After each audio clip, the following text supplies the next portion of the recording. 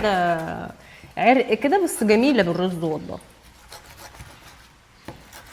ايوه الله ينور عليك. دي كمان كده نص. لا كده هتطلع بره الرخامه. لا معلش. انا قوانيني في المطبخ مختلفه وانت عارف.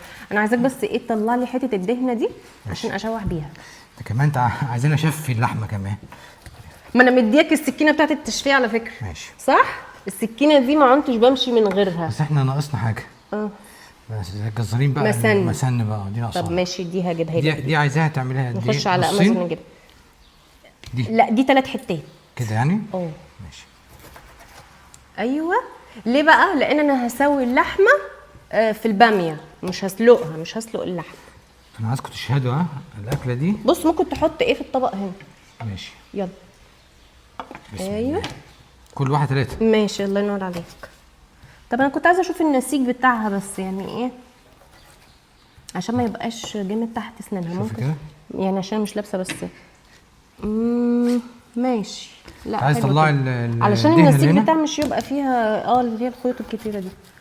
الحته الدهنه دي بقى طلعها لي مع دي علشان اشوح بيها. وفي حته دهنه اهي كمان. ليه بقى؟ كل ما تقللوا الزيت والسمنه احسن. خلينا في الحاجات الطبيعيه، ما دام هي لحمه وحاجات كده يبقى خلينا ايه فيها. بس النهارده يعني ايه الحماسه دي؟ بقالك فتره احنا بقالنا كتير ما كلناش طبيخ. دي بقى عمليه. ايوه الله ينور عليك. بصي يا ستي. بصي يا ستي اتعلمي مندي. بصي طلع. بصي من غير اي لحمه دهنه. أيوة. عايزاها برضو لوحدها من غير اي لحمه دهنه. ماشي يا عم. ايوه دي بقى حاول تقطعها صغيره شويه. ماشي. كفايه كده ولا لا كفايه. دي صغيره شويه كده. عشان ايه تستوي اسرع يعني. عشان ممكن اقطع لك دي تاني لو عايزه. طيب بص انا قبل ما اجيب الحله ماشي لو حته كبيره اقطعها. ماشي. انا زي اي ست مصريه بتحب هي اللي تبقى في المطبخ، هي المتحكمه في المطبخ ده من الاخر يعني. واكتر خناقاتنا ان هو كده. حتى اثناء التصوير في الكواليس بنقعد نتخانق كتير جدا جدا، لان انا مطبخي حياتي. انت بقى الباقي البيت كله. انا المطبخ، انت البيت كله ماليش فيه بقى. طب بتناديني ليه طيب؟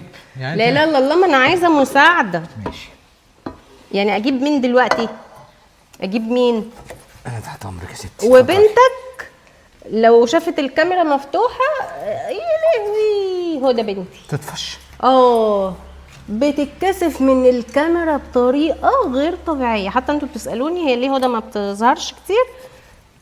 بتتكسف من الكاميرا بطريقه ما شفتش كده.